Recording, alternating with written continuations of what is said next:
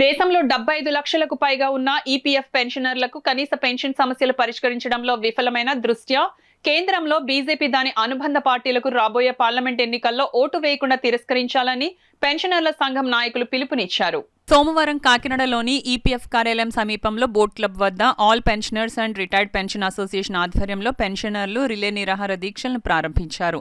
ఈ సందర్భంగా సంఘం రాష్ట్ర ప్రధాన కార్యదర్శి కె సత్యరాజు, సిహెచ్ సత్యనారాయణలు మాట్లాడుతూ రాష్ట్ర సంఘం పిలుపు మేరకు పెన్షనర్ల సమస్యల పరిష్కారానికి 5 రోజుల పాటు రిలే నిరాహార దీక్షలను చేపట్టడం జరుగుతుందని వివరించారు.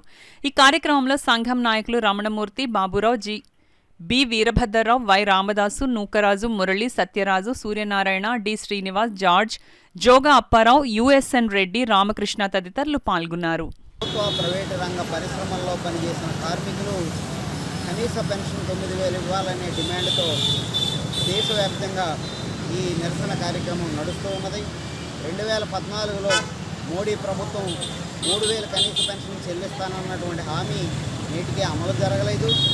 ఈ పెన్షనర్స్ నుండి దేశవ్యాప్తంగా ఇప్పటికే 70 లక్షల కోట్ల రూపాయలు ఈపీఎఫ్ఓకి జమ కాబడి ఉన్నాయి.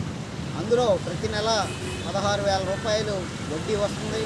కేవలం 9,000 కోట్ల మాత్రమే పెన్షన్ల రూపంలో చెల్లిస్తున్నారు.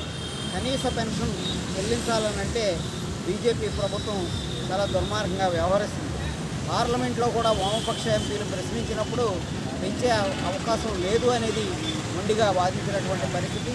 ఇది సరైన విధానం కాదని, కేంద్ర ప్రభుత్వం తను దిగిపోయే పరిస్థితుల్లో చివరి కాలంలో అయినా ఈ కనీస డిమాండ్ని పరిష్కారం చేయాలని, హయ్యర్ ఆప్షన్ అందరికీ అనుమతించాలని చెప్పి ఈ సందర్భంగా డిమాండ్ చేస్తున్నాం. అలాగే రాష్ట్రంలో జగన్ ప్రభుత్వం రాష్ట్రంలో ఉన్న ఉద్యోగ ఉపాధ్యాయ కార్మికులకి సిపిఎస్ రద్దు చేసి ఓపీఎస్ అమలు చేయాలా, ప్రతి నెల 1వ తేదీన జీతాలు చెల్లించాలని, పెండింగ్ బకాయిలన్నింటినీ వెంటనే చెల్లించాలని చెప్పి డిమాండ్ చేస్తున్నాం.